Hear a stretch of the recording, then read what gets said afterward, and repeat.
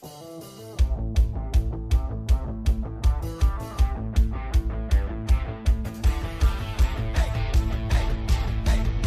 good evening, and a very warm welcome to Rangers Radio.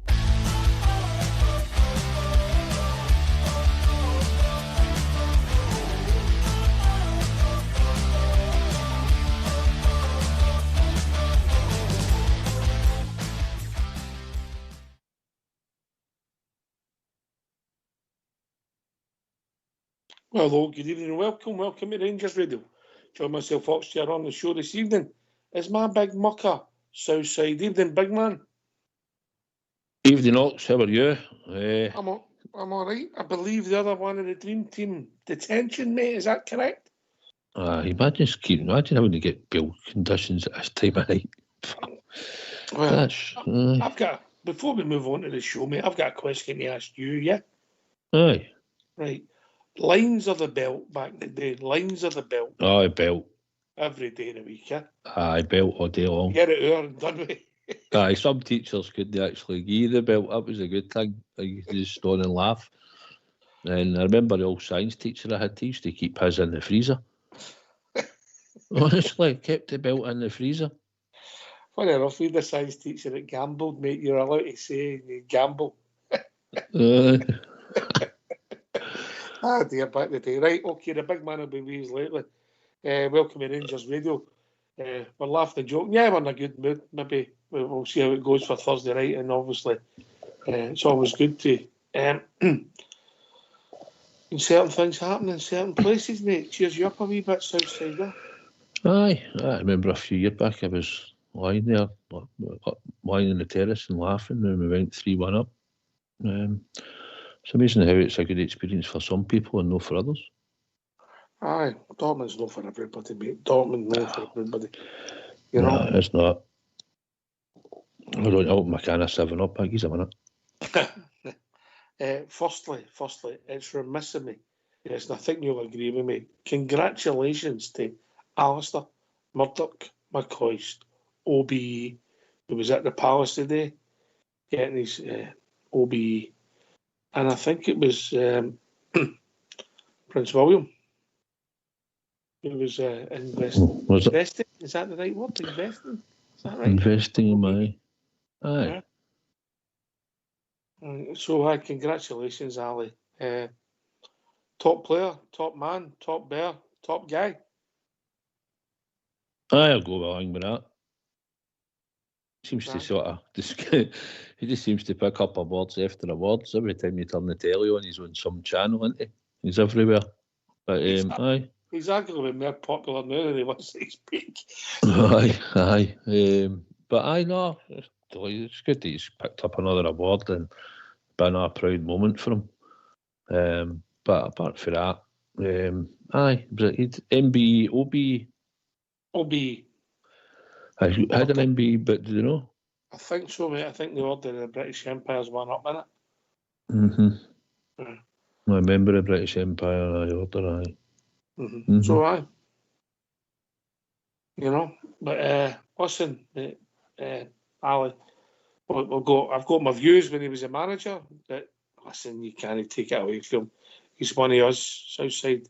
He hurts like us, he deals with us, he has to have laughs sometimes, but the laughs are sometimes through crocodile tears, mate, because we're all hurting at times, because we're all betters, mate, at different levels, yeah?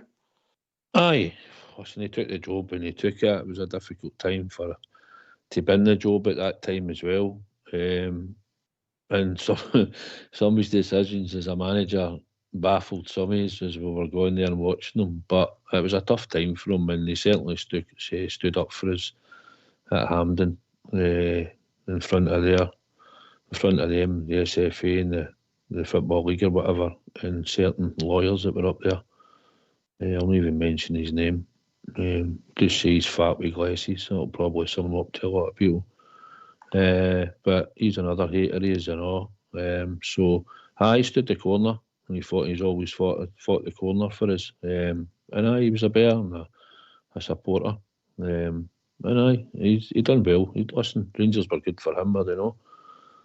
Aye, well, without a doubt, mate, without a doubt, you know. But listen, congratulations to Ali and his family, because obviously all these awards are not just individual, they're families' awards as well in some respects. Right, okay, so I said, we'll get a massive game tomorrow night, because, look, I'm not saying where we are in this journey, because I don't know yet, mate. I don't know about you. I thought we were excellent last Thursday. It was not far away from being a perfect European away performance, mate. Not a shot at goal, and we could have scored more goals against a team who are regulars and have results in Europe on a regular basis against decent sides. However, we weren't great on Sunday, and I don't know how much of that is to do with the flatness, energy, etc. So I've not made up my mind, mate, where we are yet, because I can't. What about yourself? How do you see it? I see it's been a hard game and a step up in opposition this time. I think, obviously, we'll probably have to punch above our weight for this game, I think. I think they spent a lot of money in the transfer window for some of them. That's an understatement, mate. Carry on. So, obviously, they're buying quality type players. I think Wilfred Zaha actually plays for them. But it'll be a test, and it's another test for us in Europe. And we've done pretty well over the years that we've been in the Europa League. So I'm looking forward to it tomorrow night. I think it'll be a real hard game, but it's a game that's winnable. It's at Ibrox. We'll beat better teams than Lyon in the past. We've proven even up against it over the years, Ox. When Parma came to Ibrox back in the day, even although we had a decent team, we didn't expect to beat them, but we did. So it's a one-half game, and that's the way I see it, Ox, and that all games can be won. You being a top tipster, right? If Malmo were playing... Did you just get that one, did you? Aye. Malmo were playing Lyon in Sweden. Who would you bet on? I'd bet if Malmo were playing Lyon, I'd bet Lyon. In Sweden? Mm-hmm. All right, okay. Fair play you. I just think, just because of French football, I take it as a league. I look at it as they've probably spent more money than Malmo. What they have, mate? I think they're spending 20 million, mate. They'll be decent, they'll be technical, and they'll have quick players. And it's like in Europe, it's a different sort of style of football that you play for what you play in the Premier League. When you give the ball away in the Premier League, you can normally get it back quite quickly for oppositions.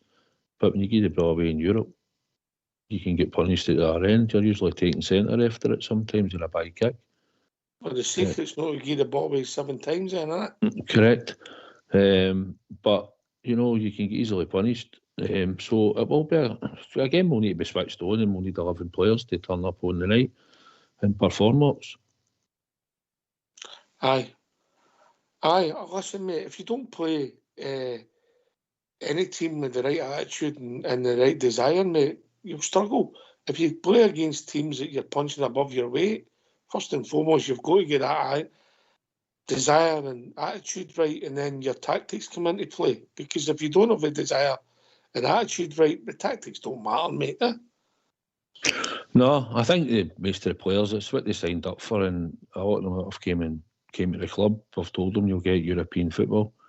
So they're getting a chance to play under the lights at Ibrox on a Thursday night.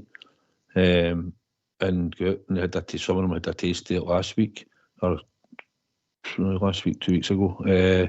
So, it's a bit of game and signed up for, as well as to try and win trophies at the club, mate. And you're judged on your European nights, I think, as well. You get a wee bit, sometimes you get a wee bit more time on the ball, and you get a chance to sort of just prove what's the behind you, and it's all right doing it in the Premier League. We need to be performing in Europe as well. So I'm looking forward to seeing some of the players coming back into the team and performing tomorrow night. It will be a hard game. We'll be up against it at times, but I still believe that if you can get the first goal and the crowd come with the team, because at the end of the day, we're going there to support the team, but the team need to give something back in return. So if we can get after a good start and be around about their goal pep on it, and gain us something to be excited about, and then hopefully we'll get the breakthrough first. and then obviously the crowd will come with us the whole night, Ox, and then that will maybe change the dynamics of the game. Still up against a quality team, but the support can carry you, as the players have said in the past. And if you can get that second goal, then who knows?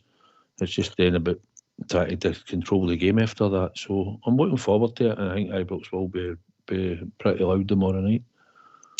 It's awesome, mate. It's a big game in this new format, mate. If you're sitting with 6 points out of 6, if we can get a result in, I know it's enough, because we're realists as well.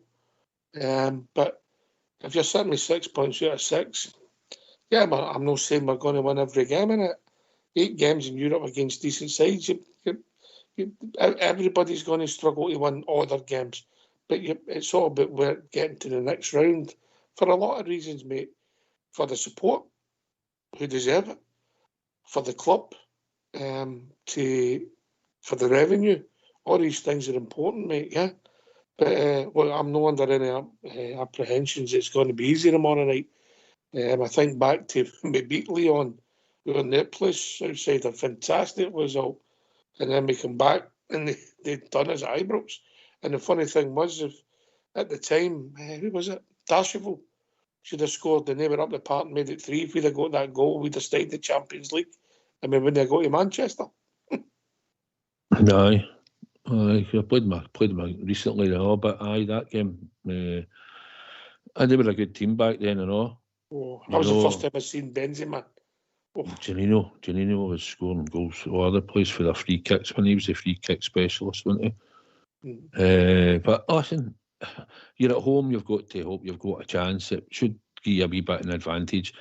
We're moulding a team together. We're probably still going to have injuries, and the player might be out that we might have fancied starting. But I think the majority of them will probably start tomorrow night. Will be ones that we'll probably have in our head and who you'd expect to start. And you just need to hope that you get a wee bit of luck on the night. But hopefully we can score the first goal in the game. We'll not control the whole game, as you know. It never happens in Europe. But if we could have a good performance similar to the one in Malmo, I think it would go a long way to give us a chance. But I do believe they're a step up on Malmo. Aye, I think you could be right. But, I mean, they would go and expect a difficult game in Malmo. And there was a period, the first 15 minutes of the second half. But apart from that, we pretty much controlled the game. And my big frustration was, this is hard to believe. I wouldn't have thought this before the game, mate, that we didn't go on and win the game by 2, 3, 4. You know? No. But listen, see the fact that we created that many chances in Europe, because it's not often you get that amount of chances that we had in that game. If we could get half of them tomorrow night, even at the start, I'd be really happy. I just think that they'll be a good team. They'll be technically good. They'll have probably quick, fast players, and we'll just need to make sure that we're marking them well, and we play as a unit in a structure. I think Clement probably know some of their players for their team, but at the end of the day, they'll have studied them all and they'll have looked at us. But hopefully we'll try and get onto a passing game and try and get our sort of skillful players on the ball in the right positions. And at that time, hopefully you're looking for them to either do a bit of brilliance like Tom Lawrence did the other day, with just having a dig for there and hopefully put one in the top corner, or it's just about trying to thread a ball through. But most importantly is we've got to try and keep a clean sheet run going. It's hard in Europe, but hopefully tomorrow night we'll not concede. Well, aye. Listen, if you don't concede, you can't lose. Yeah, that's fact. Yeah, to coin a phrase, it's fact. However, well, you're looking to win the game, but the defence haven't gave a lot away, even though there's been times where we've looked maybe loose. But Butland's made a couple of decent saves at times in games, and they've stopped the shots coming in Southside, which is bizarre.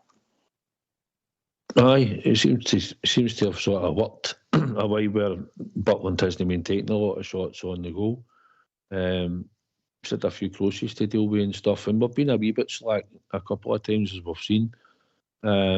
but I think the two of them have won a lot more headers in the last couple of games that I've noticed than they have been since the start of the season. And I think Souttar's starting to settle in on the right-hand side. You're always wanting to get better in there, and if Casemiro comes in at some point and gets a chance and proves himself, fine. But the now, I think Big Souttar's done quite well. I think he's settling into that right-hand side where we wanted him to play. And Bills used to say there's no point playing the left because you can always pick faults now. But while on the right, the last couple of games anyway, the two of them have looked a bit better, I think. I think they've won a lot of balls coming into the 6-yard box, playing the zonal, they two in the middle. And it'll take a wee while to form a partnership. And it looks like at the moment they two have got the jersey for the foreseeable future at the moment, I would think. I'm all right with that, mate. I don't mind people getting a game on for them, Aye, well, they deserved it. Proper come in because we've signed him, so you think you'd get the chance. And now he's starting to settle down. He's been pretty harshly judged, I think, in some of the weeks that we've criticised him. But I think going forward, I think he'll prove probably to have a lot more better games than what he's had in the last wee while. And Souttar, I think, is one, he'll be more comfortable on the right-hand side, natural side. And it's just about him making sure that he wins his duels and does his job, which in the last couple of games he's managed to block balls coming across our 6-yard box and done the right thing. So, no, obviously you don't want them doing that all the time, and they will be under pressure tomorrow night, without doubt. But so hopefully the two of them will stand tall and Big Jack behind them. And if we can get that clean sheet, it gives us that half chance to win the game out the other end of the park. Right, I'll tell you what we'll do, yeah. It's all right with your good self, mate. Well, we're waiting for the naughty boy of the threes to come in because obviously me and you are a couple of quiet boys, yeah? That's correct, compared to him, yep. Yep.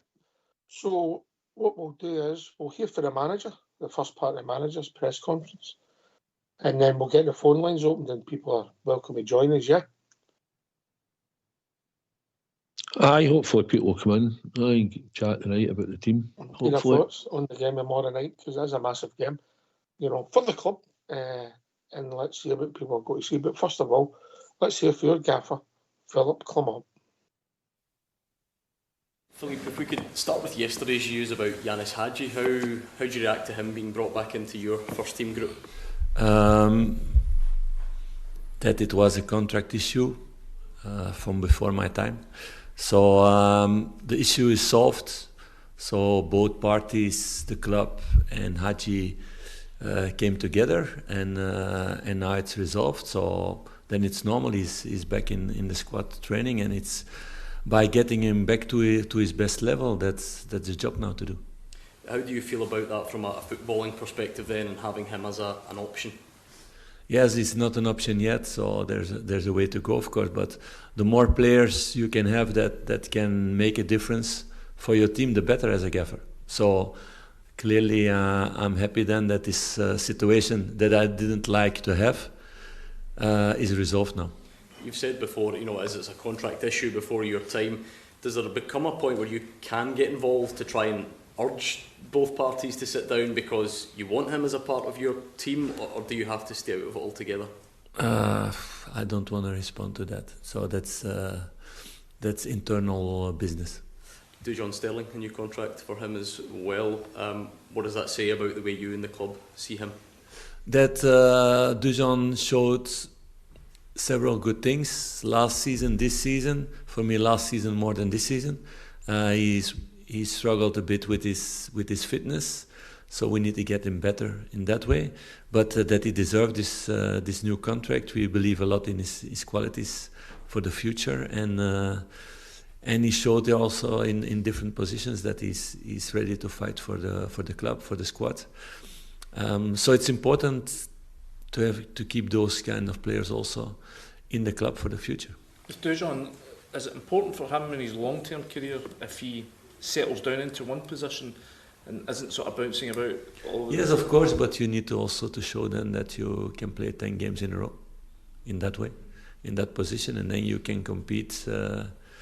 He can compete in a lot of positions with a lot of players, but you need to show consistency, and that's what we're going to work on with him the next couple of months to get him to make him that kind of player, and then he can compete in different positions. But then the idea is to do it in one.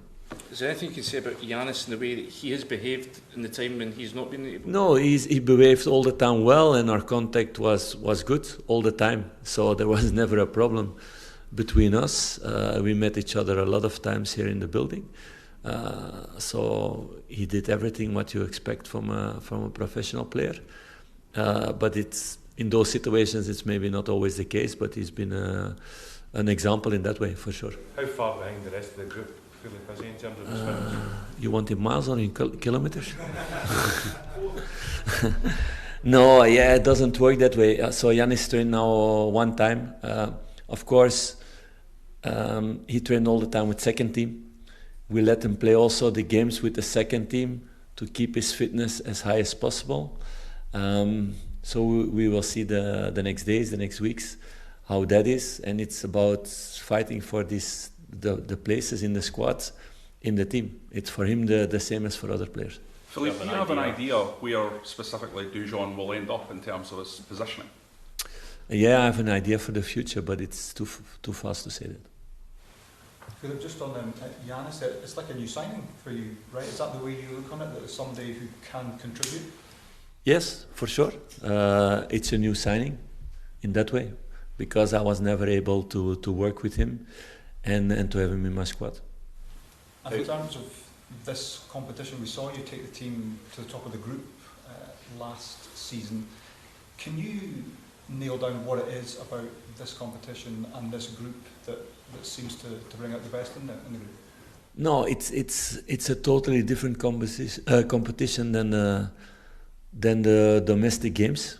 So you need to do other things also there, and it gets the best out of the players, it gets the best out of our crowd also. I think the European nights were the most special nights also, so I hope to see that tomorrow. But of course, we are also realistic about Lyon. It's a very good team. It's better for me than the teams we met in our group stage. I think it's the level of Benfica, who we met last season. But if you see the difference in budget, in the money they've spent with this squad, and I know a lot of players from this squad still from my time in Monaco, but also the players who they brought in for 20, 25, 32 million. It's a different world. We know that, but we're going to fight with our qualities towards them, like we did against Betis Sevilla or against Benfica, because it was also comparable in that way. Philippe, you mentioned it there about playing at Ibrox again. How much will that give everyone a lift, the first European game at Ibrox this season? No, everybody's looking forward to that, and I think the fans also, they love to see quality. They're demanding on that way, so they love to see also quality on the other side, as long as we win. So those are always exciting nights as a fan, I think. This Lyon team has a lot of experience, a lot of players with a really big career, like I said, in Arsenal, or Matic in Chelsea and Man U, or Tolisso in Bayern Munich. And they have a lot of young, exciting talents also, like Cherki, who's one of the stars of French football, but also the new wingers with Fofana, Nuama. Zaha also has a big reputation. They have two squads with quality players. So that's always exciting to see what we with our qualities can show against that. So I'm looking forward to that. On Giannis, you mentioned it was a contract issue. Are you able to say if he's made a sacrifice? Yeah, I said both parties worked towards each other and found each other finally. So that's a good thing. In terms of your squad selection, is Mohamed back after missing the Hibs game? Yes, he will be back in the squad, yes. Any other team news? Nothing special for the rest. The guys who are out, they will stay out. Ridwan is training with the team now the first times, but he will not be ready to be in selection yet. That's too early and too dangerous. So we need to take a little bit more time for that. Do you feel your experience of French football helps at all coming into this game and the build-up? those are small margins, I think, because we always analyze opponents really deeply. So that was the same way with Malmö, and it was very important to do that, to find the right solutions because of their style of play. And so I don't think it makes a really big difference in that way. If you would pick up maximum points from your first 2 games in the Europa League group stage with the new format, that would feel huge, I'm guessing. Yeah, that would feel huge, but also winning against Lyon would be a huge thing. Even a draw would be a very, very, very good result if you see the difference in budget that they can spend on transfers. So we go full for that, and we go for the 3 points, not to play only to get 1 point. But then we need everybody on his top. We need a few players who go above their level, and to have an amazing evening with the fans being like a 12th player outside the pitch, but that you feel the energy on the pitch. That's what we need also. Why don't you give us a call on 0141 356 1972. It's your show, it's your platform. Let's hear from you.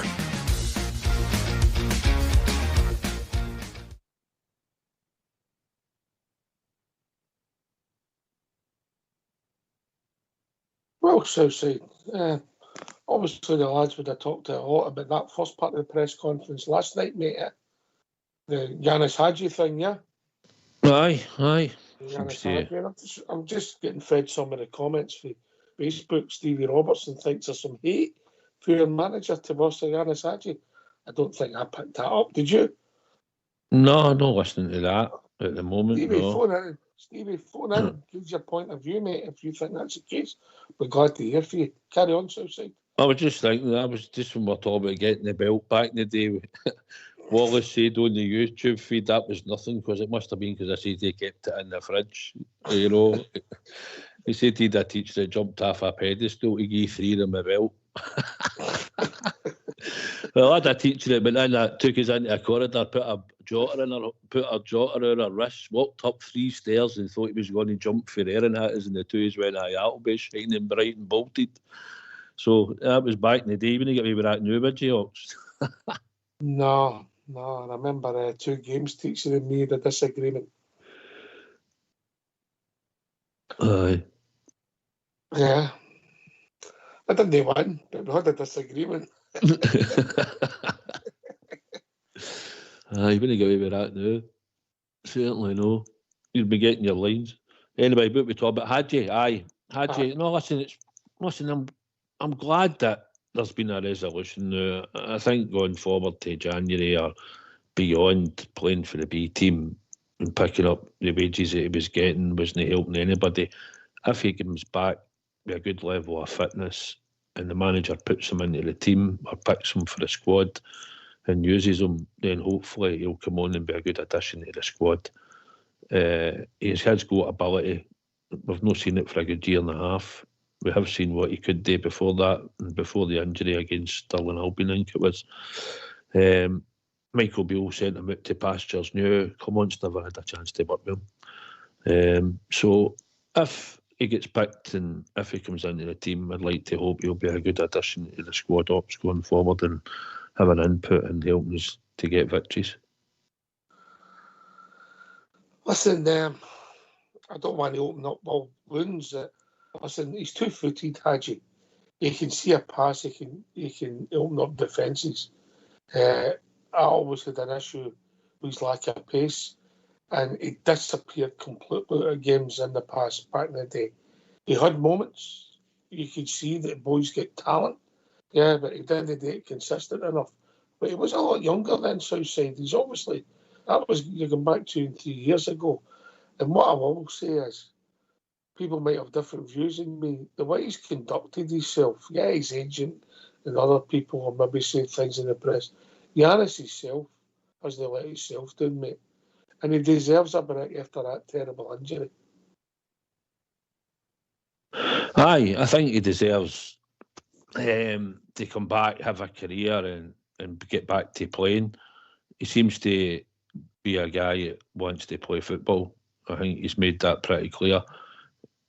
He gets shipped out for whatever reason. I know he's turned around and said he was fit and he trained and all that, and he went against what Beale was sort of saying, and that was his view. There might have been something in the background that prompted it, but I just think he's got a talent. Like you say, he's too fitted. He produced big moments for us in games, and it's just about seeing if we can get him back into the team and the squad going forward over a period of time. And it's down to him to produce Ox.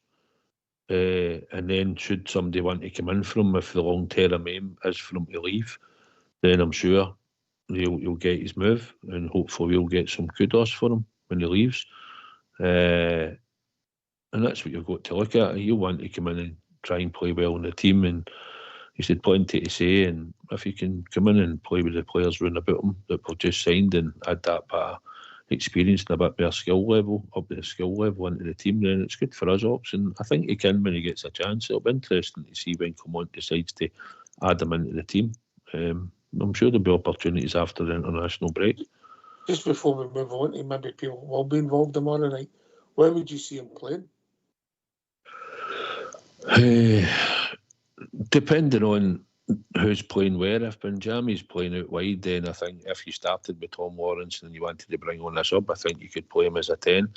I think if you were taking off Czerny on the right-hand side, I think he's proved that he can go out there and play in that sort of position.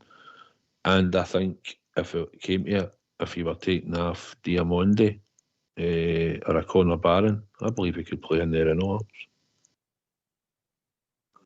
Big shout, mate.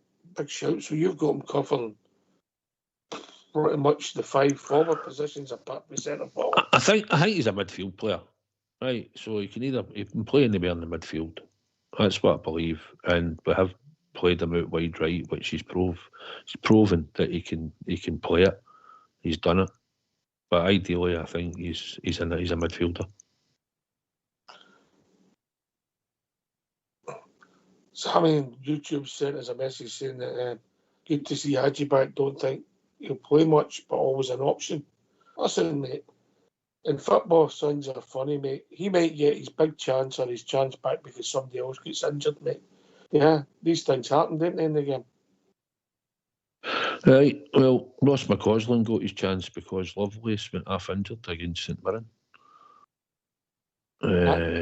And he came in and flourished for getting it. Listen, he's got good ability. I think he'd know a bad Euros.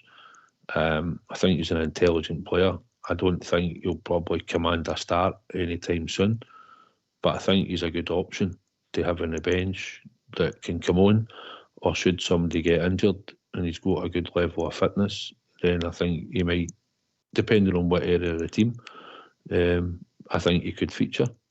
And if he can get a goals or assists while he comes on, then I think that'll give the manager something to think about going forward, and it's good for the team and the squad. We need better players. We want a new signing, mate. That's a new signing. It is for Clement, aye. So Dejan Sutherland got an extension of his contract, and the manager hinted that he knows his position. I think the managers think the same as you and know the same as me.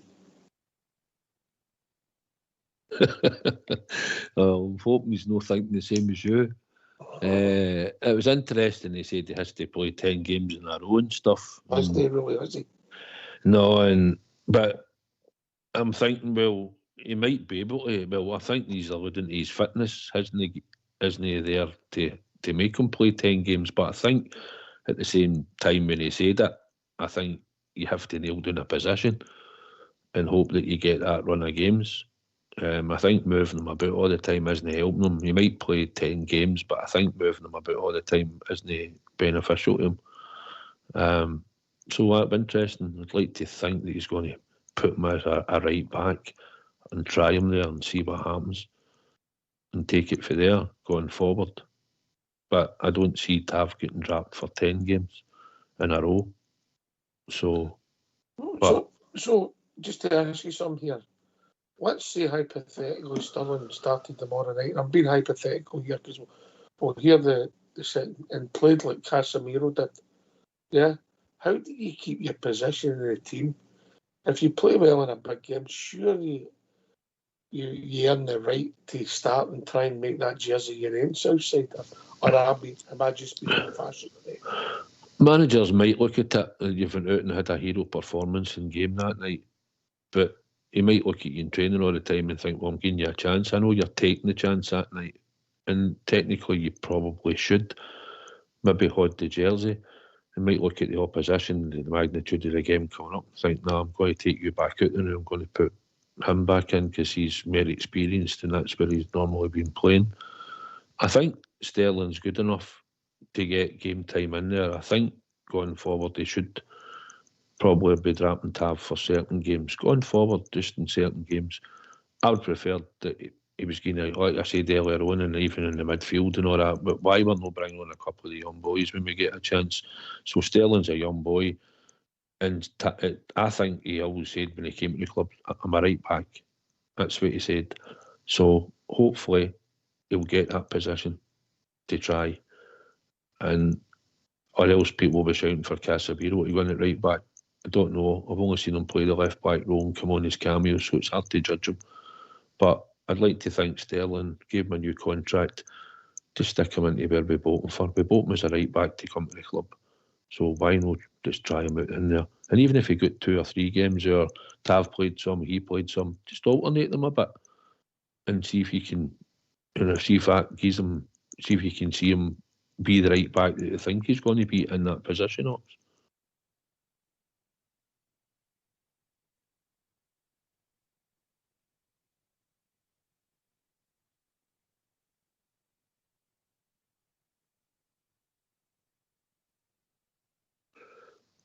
I don't know if you see Casemiro playing tomorrow night. I don't know if you think that would be a shout tomorrow. Sorry mate, I was on mute there doing a bridge, man. Listen, going back to your thing about Sterling, I don't know, these 10 games in a row, there was a time when he was arguably our best player for a period of time, around about last November, December time, and then his form never quite hit the heights again, and he was moved all over the place. We've given him a new contract, shown faith in him, protected the asset, as a term that you've used in the past, mate. So we'll see where it goes. And if he's good enough and he's better than the guy we've got there at the moment, mate, I've no room for sentiment, Southside, as much as I appreciate Tav. Aye, I get it. Listen, I don't know who plays wide left for them. If we're talking to say it as Zaha tomorrow night, well, he's got a bit of pace, he's skillful and all that. Any winger that comes up against Tav nowadays going forward, just the way I see it, he doesn't have to have blistering pace. Just has to be quick over the first 5 or 10 yards and get away, and he's off with Tav. Doesn't have the recovery time now that he had to get back. He doesn't go up very often. He goes so far, but he's no. How many times have we seen Tav in the last wee while get in the box, back post, like before arriving late in the box? Maybe Clement doesn't allow it, or maybe he's just not got the legs to do it. And we need legs in these positions going forward. We will lose certain things that Tav might be good at going forward, where he can put in a decent ball and he can get assists for certain areas of the park. Maybe putting Dujon in there, maybe it'll be a case of you just defend first and foremost and don't go too adventurous up the park like Tav's been doing, joining into midfield and that. I don't know. I don't know if Dujon will have these sort of qualities going forward. But what he has... We've not seen him being that type of player, have we? No, and he's the first time he came in, he sort of went into right back. Remember, he was going down the wing and he was overhitting crosses all day. Remember, they were just going out for throw-ins at our end. His delivery wasn't great, but we've got wingers now where we play with wingers. And now and again they might come inside, but I don't know if you want Sterling that far up the park, because at the moment we're looking a bit better defensively. We're maybe still getting up chances, but we're not conceding goals and we're not taking a lot of shots on our goal. Not conceding goals, isn't it, for everybody, Southside? No, it's not. No, it certainly is not, but it's a necessity these days. Right, we'll hear the second part in the manager's press conference, and hopefully we get some callers in by there. Aye, let's go for it. Right, let's hear the rest of Philip Clement's press conference. When you're game planning for Leon, how much importance do you have to give to what they can bring off the bench late in games? Yeah, of course you need to think about that. but you need to first stop also the first 11, not only the guys who come in, and not only to be focused on stopping them, but we need to hurt them also. Otherwise, you're under pressure all the time. And they have so much technical qualities in the final thirds that they can make the difference, always with one action and one individual action. So they have 4, 5, 6 players who can do that, and they have 5, 6 players on the bench to bring on in that way. So we need to focus on the start of the game and not looking only at the end of the game. I don't have this richness in the squads to make that kind of choices, I think. They've had a difficult couple of years, some financial problems. They're not in a great position in the league, but would it be foolish to underestimate them? If you speak about financial problems and you go to take a look what they spent the last years, then I would like to be in financial problems with Rangers, to be honest. So it's... I don't think in that way it's not the case. So they've spent a lot. They spend a lot on experienced players, but also on young, talented players. Like I said, they bought guys for 25 million. They bought 2 players in Ghent for, I think, 34 million together. So to speak about those prices, it's a different world. We know. But that's the challenge, and that's the nice thing also. You want this competition also to compete with the best. It can only make my players better to compete in that way. They learned about the Sevilla game, the Benfica games. You can grow out of that because my team needs experiences like that to become better. And this different kind of football also. Jack was praising the 2 central defenders, Proper and Suter, earlier on. I wonder what your assessment was on their partnership. Do you see green shoots of something quite exciting? Yeah, it's better and better, and we have also Leon Belligan still there, who knows his role in the squad and who is excellent in that way and showing also quality in the training. We have Nana also who can play as centre back, or even Dujon. So the partnership has been good. It's also important with new players that you can create these connections and this partnership on the pitch, and that they can get to know each other. You can add Jefte also in that way. So half of the defense is new, our number 6 is new. So you need to find a balance there, and this balance is better and better. What is normal also, the more you work together, if they take the right conclusions after every debrief we make of the games. And they're really hungry to get better, to make less mistakes, and that you see, and it's now positive that we have 4 clean sheets in a row. And in a game like this, where you know it's going to be challenging ahead of the game, you talked about the budget differentials between the 2 clubs. Do you spend more time looking at the shape, looking at different tactical elements than you would in a normal game? No, I have respect for every opponent. There's no difference in time in that way. Of course, there is difference in the things you train on, in the things you work on, in the details you want to give to the team. That's every time different.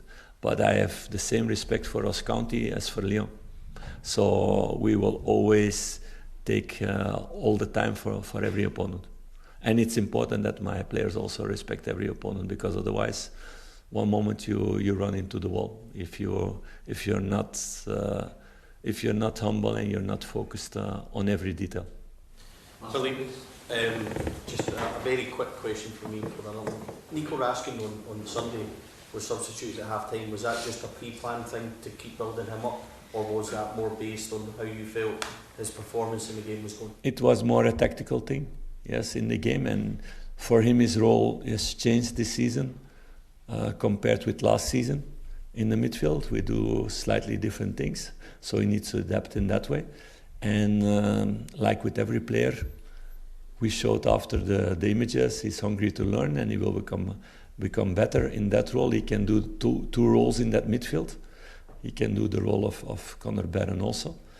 So it's about learning and getting better in that way. When you first came in, you spoke a lot about passing and lateral passing and using the ball purposely. How important is it when Rangers get the ball tomorrow night, that they do use it with purpose and try and influence and also take the risks when it's possible. It's very important, but it's also an important balance. You can play every ball with purpose to give the ball as the decisive ball, but then you're going to lose a lot of balls for nothing because sometimes the moment is not there and you need to move an opponent first before you can give the decisive ball. So in that way, I think our best performance was in Malmö. And you need to move the ball, and not every ball was a direct kick forward to the striker or the attacking player, but to get them out of position to then make the decisive passes. So we're working hard on those things. That's a crucial one in football. To have purpose, yes, but the purpose can also be to move an opponent to get the space afterwards. So purpose is not only to go as fast as possible towards the goal, because then you're going to lose the ball also very much, and you get a little bit a basketball game. That's not the idea. Yes, it's an important thing in that way. And you felt it also in the second half of the last game, and it had a lot to do with this penalty just before halftime, so it makes everybody nervous. But then players need to stay calm on the pitch and not to go in those emotions, because otherwise we start to play kick and rush football, and the fans will not be happy with that also at the end. Why don't you give us a call on 0141 356 1972? It's your show, it's your platform. Let's hear from you.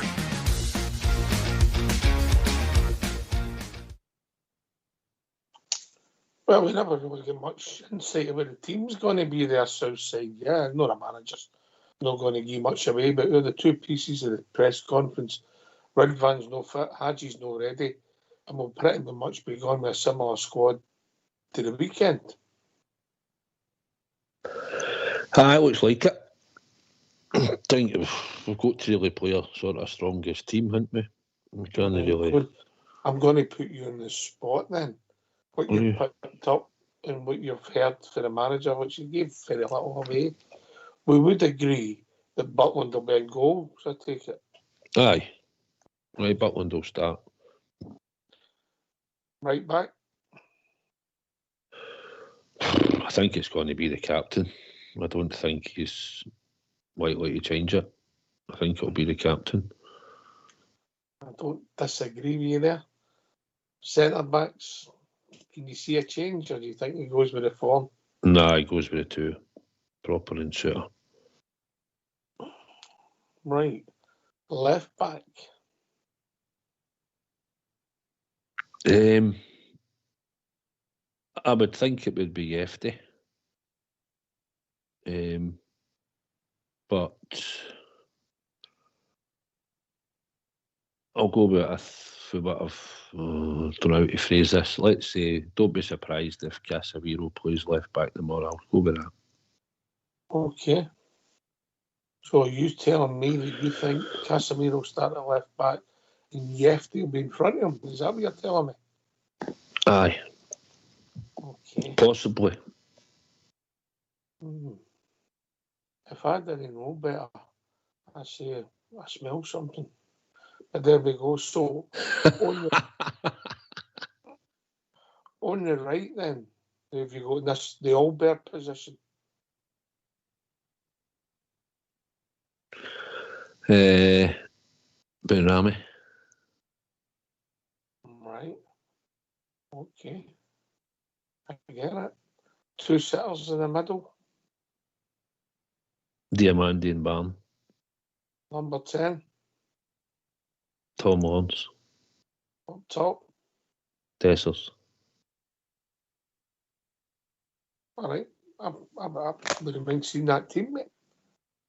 Yeah, and then you've got Sterling on the bench, you've got Raskin on the bench, you've got young Engelman, who's our only real forward, yeah. You've got McCoist, who's influenced games in Europe. Tierney and Dill. Yeah, Tierney and Dill. And you're not selling it to this big man. It'll probably be Yefty at left back, and it'll be Benrahma on the left, and it'll be Tierney on the right. But never say never. Well, you never know. You never know. What's your initial thoughts on Casemiro, mate? Not seen that much of him, but what's your initial thoughts? Aye, listen, he came in and had a right good game. So you can judge that. And I think he's got good pace about him. I think he's a bit of an athlete, the boy. Looks a bit physical, comfortable with the 2 feet. Was looking about him, always aware of what was happening. So I think on that game against Malmo, he had a really good game. He was tested, and then he also got a chance to link up and go forward. But I thought his good all-round awareness when he had the ball and who was running about him was good. Didn't look too flustered. So judging him by that, he looks like he's got a bit of confidence about him, and you wouldn't have thought that hadn't played. You might have thought when you seen him that he was just a natural left back. I thought it was an excellent game last week, and his cameo on Sunday, mate, he took the ball up the park for the right back position, and he showed that he's got pace and power. He looked more a natural runner with the ball than say Sterling, who's got pace and power. Yeah, right. He looked more pacey than powerful, whereas I think Sterling's powerful more than pacey, if that makes sense.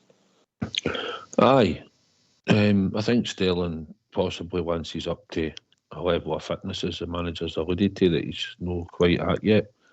We're into October, so I don't know if he's maybe been carrying the injuries and knocks and strains ox, and maybe he's lack of game time and it's probably no help to him. But I think he's a big physical unit, and I think he'd be hard to just get by.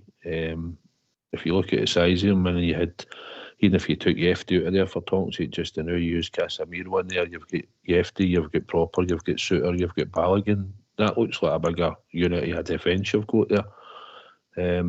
But he's still to be tried in there, Sterling. We're still to see what he's got to offer.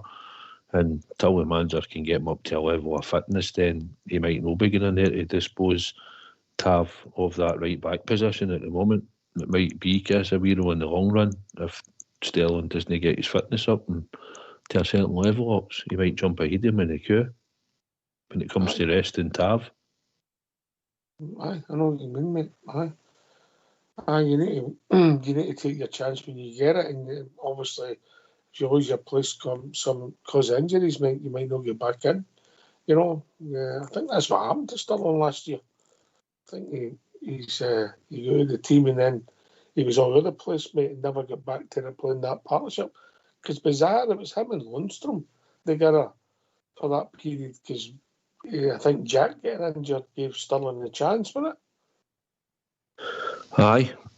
Listen, he done all right. He was really struggling in the midfield. And listen, he's good at certain things, but overall, he's no good in there, really. As we've seen, he can get attracted to the ball, he can get passed round, he can just look ordinary in there at times. And when we played on wide left that day at St Mirren, that never worked at all, did it? That was shocking.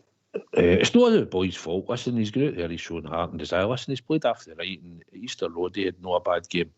I remember, I think he set up one of the goals actually. Or it was a penalty or something. Remember, something happened near the edge of the box, he made a good run. There was things happening that day from on when he played wide right against Hibs at Easter Road. But I think the guy that asked the question asked the right question. When you actually going to find him a position and let him play his position, then we can really judge him, you know. But as he said, well, he needs to be able to play 10 games in a row.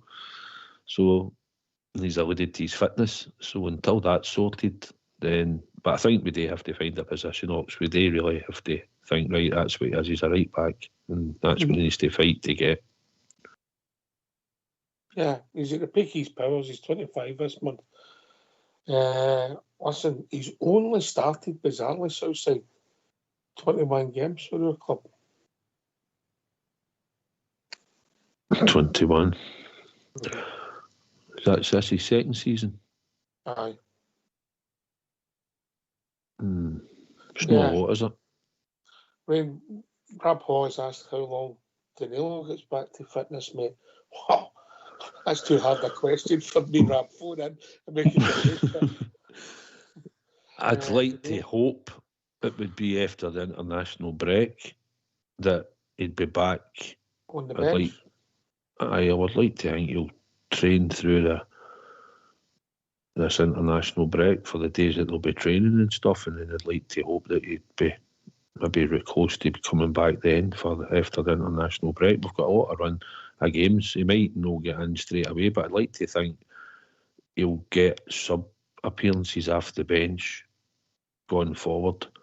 I think he might go up the pecking order, maybe in front of Ignaman at times. But it'd be good to have the two of them there and available. But I think we need to give Dessers a rest and all. We can't have him playing week in, week out, although we do need him because he's the only one that looks like scoring.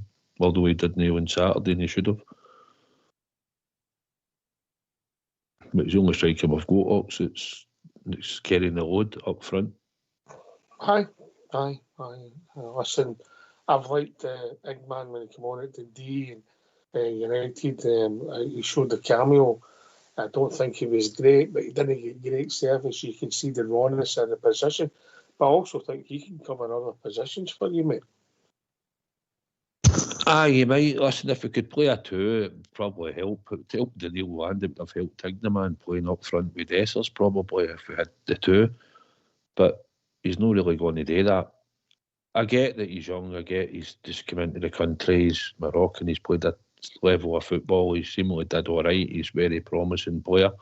He's got qualities, I think, that we've seen in him. The Bible went and got him, and we went to get him. And I probably will turn out to probably be a good player and maybe a success story for us. But at the moment, I don't think he's just ready to lead the line in Ox. I don't think he would have made much more of an impression in the second half going forward. But aye, by all accounts, I think he'll probably come good, but he's a wee bit half it now, I think. And maybe needs a goal, and maybe we need more service. We didn't give him service, to be honest. He's raw, aye. When we're going down the left, right, and you're watching the ball get played down the left, and then you see Czerny making a run, and he's making a run in towards the penalty spot where the ball's getting delivered. And I'm looking about going, where's the Ignaman? He was standing right there on the Govan stone, near the touchline. I'm like, what's happening here? How's he doing the box? You know? He just took up positions where I thought, aye, okay, you're taking the ball there, you're getting a touch, you're laying it off, but when that ball gets played down quickly, you're not getting yourself back in the box and in an area in between the central defenders of that, I thought, where he should be. But he's young, and he's, like I said, he's raw.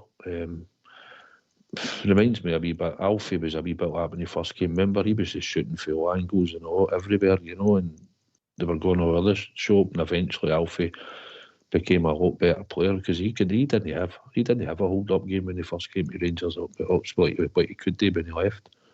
We did make him a far better player than what we got when we bought him. I don't know if he left a far better player, mate. By the time he left, I think he regressed. Aye, well, he had that season when he banged in the 29, 30 goals and he was fit, and that was a real Alfie. After that, we didn't really get that back. No. You know? Right, Megan, believe it or not, we've reached that time of the evening. What tune do you fancy tonight? I think Fox will get it right tonight. One for if all. It starts with accordions or that, he's had it. Right, we can always get the belt, can't he? Aye, the old bear should be pulling the hair out his head tonight. The hair. Right, get yourself a mute. We're going to have a tune.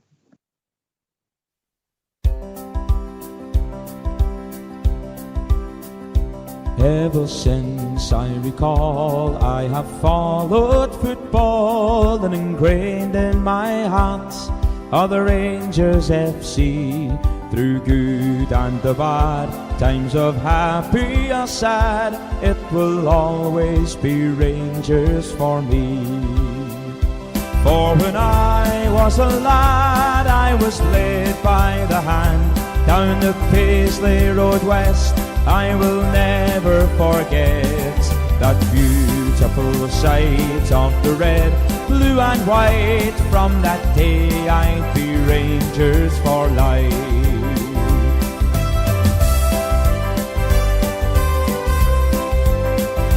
And I vowed to my dad, if I too have a lad, I will show him the way, as he did on that day. So now here I stand, with young Lyle by the hand, after walking down Paisley Road West. For when I was a lad, I was led by the hand, down the Paisley Road West. I will never forget that beautiful sight of the red, blue and white. From that day I'd be Rangers for life.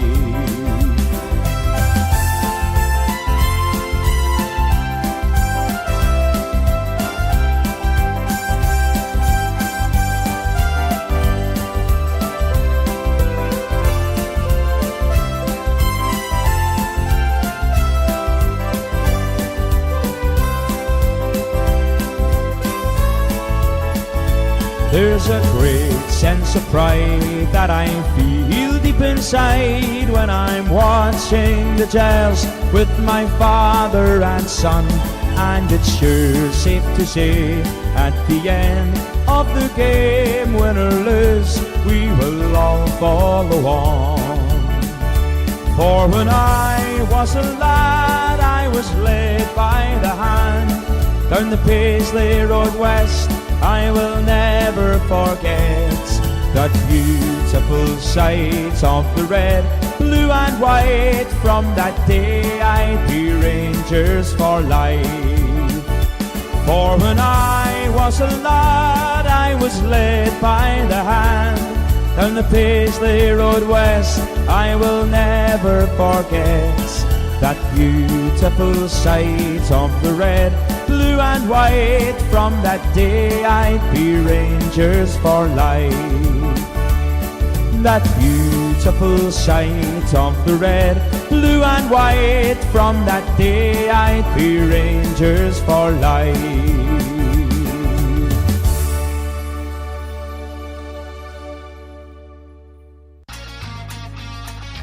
Why don't you give us a call on 0141 356 1972. It's your show, it's your platform. Let's hear from you.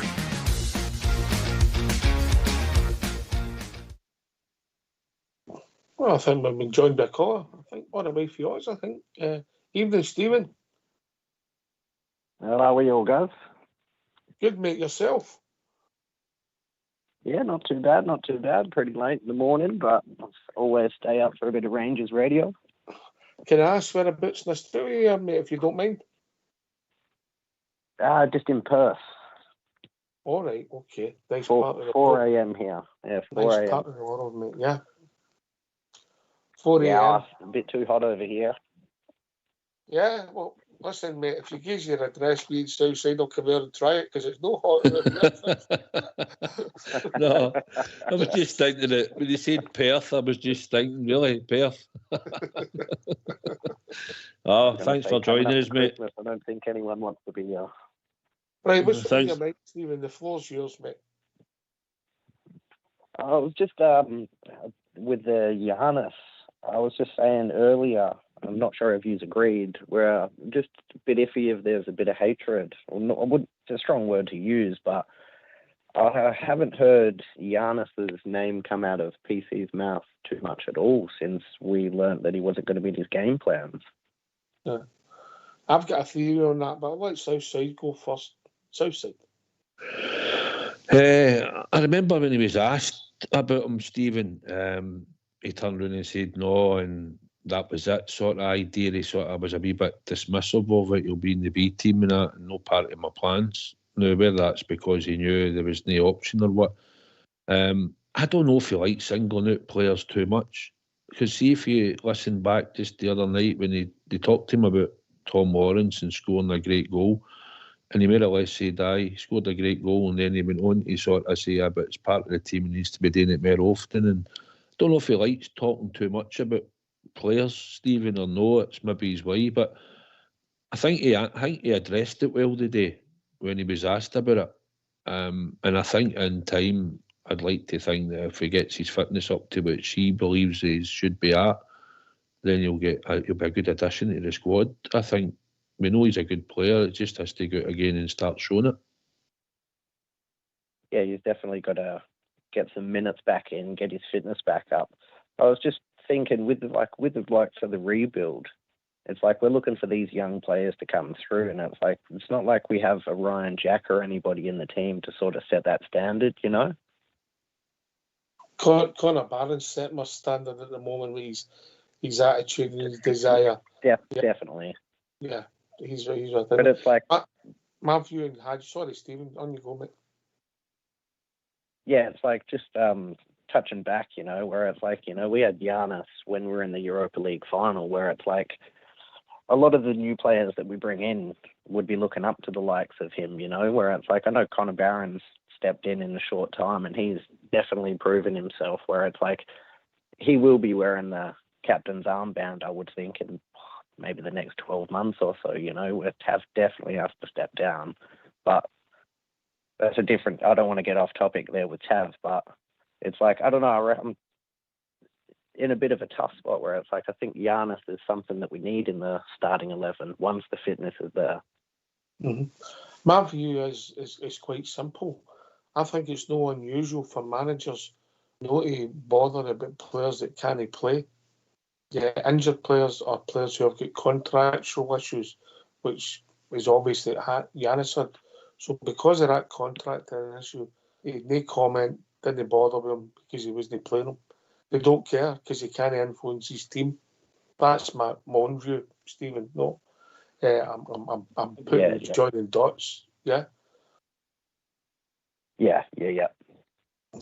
But what I was going to say, what I will say is that once he's fit, he could potentially bring something to the team, mate. Definitely agreed. Because as far as I was concerned, we didn't pay out the contract until he actually gets a first team start. So, or minutes on the board in the first team. Sorry, should I say? So if it's a start, do you think we'll play with sub every week?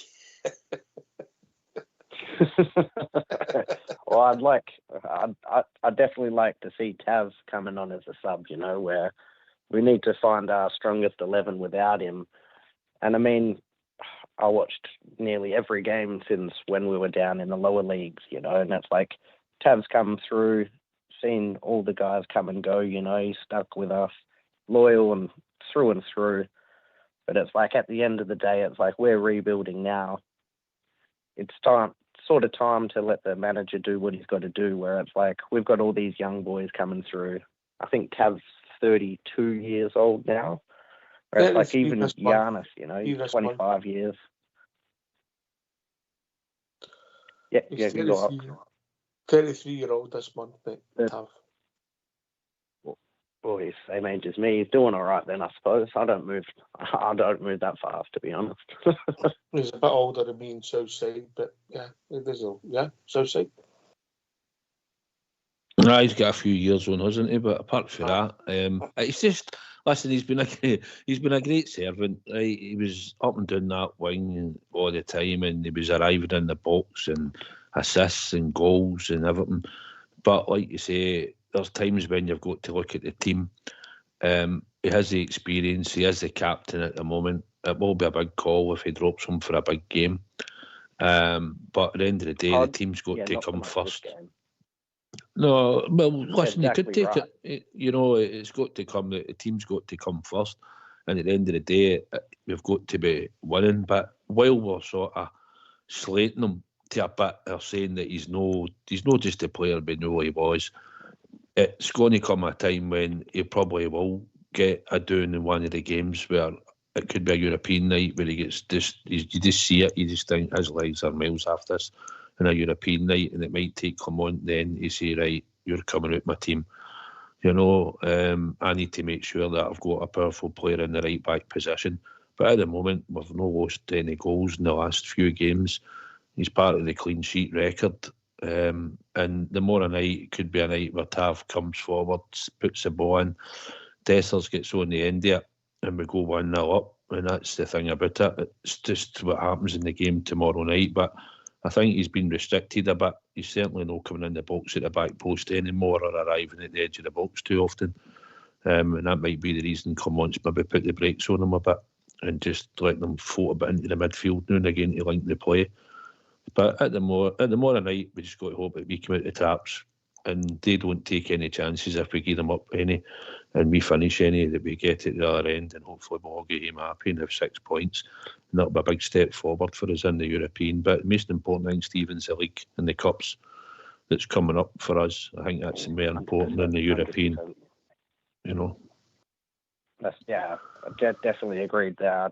I'd like to think we'd manage to take the cup this year. And the league's going to be very hard, you know, as long as someone takes points from the Mankey mob. But, I mean, what is it?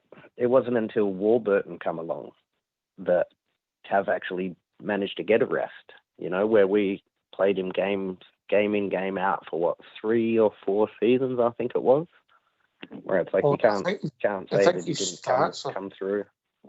I think his stats are pretty frightening. I'll get it up in front of me, Stephen, because when you actually look at it, the number of games he's played, I know it's a lot, but the consistency. It was a ridiculously large number, you know, where it's like he was playing each match, you know, you couldn't fault him. That's what I mean. I might say a few bad words about him here and there now, but you know, it's only because he's nearing the end of his time. But you cannot fault the loyalty from the guy, and he's put in so many efforts on the big stage in Europe in the league as well, where maybe not as much success in the league, but he's definitely been there for us. Yeah, but there's still no room for sentiment. It's not about what you've done in the past. I think we both agree in this house. Yeah. You've got to. It's what you do in the here and now and what you're doing in the future. Because you've got to be in the team in merit, not because of what you've done in the past. If that makes sense, Stevie. Yeah. Yeah, I'm just getting these stats up in front of me. But aye. Listen, all great things come to an end, and right, James Henry. That's what I mean. Just hoping he doesn't get his nose put out of joint, you know, where he's come through with us, you know, he's been the captain for a very long time now, where it's like you've just got to understand that fresh blood comes in, you know, especially coming up through all the leagues. He's seen a lot of players come and go where he would have been a big role model for a lot of them, especially him and Goldson. They had a great link up, them two. This is Gerrard came in 2018. 1, 2, 3, 4, 5, 6. This is his 7th year as his captain. So he starts the league. You know, he started 466 games for us, 5 as sub, 126 goals. But this is his consistency, and we'll just move on for James after this. But this is league stats. Yeah. For Warburton. 36, 35, 37, 36. Then was appendix 24, 33, 35, 38, 38, and 6 for the Tequila Rose. Yeah, this year. So his level of consistency starts. Now, we're not getting into his performances outside. His starting is unbelievable, isn't it?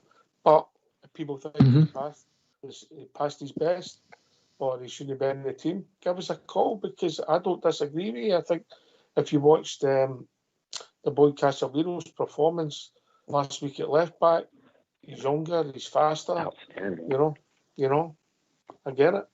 Southside, and you come before.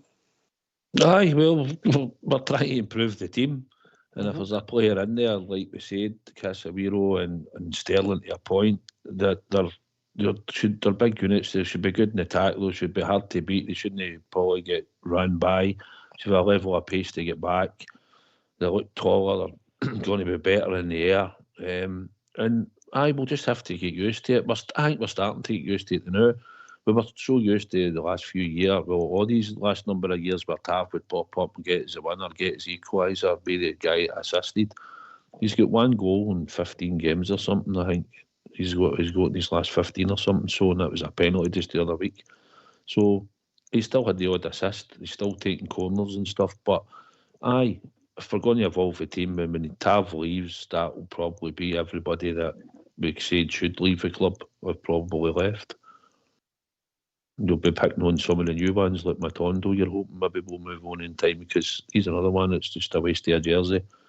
He's no producing, no cutting the mustard, no on a regular basis, and I think he'll struggle to get in that team now as well. And we don't need a big wager sitting on the bench. It'd be hard for him to fight back, I would think, after his surgery, where they promised it was nothing serious. But I mean, knee surgery is never a good thing, is it? Who was that? Hagi or Matondo? For Matondo. I think it's a hamstring, isn't it? Oh, I thought it was a knee. No, I knee surgery. I might be wrong, Stephen, but I'll check that out. But I think it's a serious hamstring tear, yeah.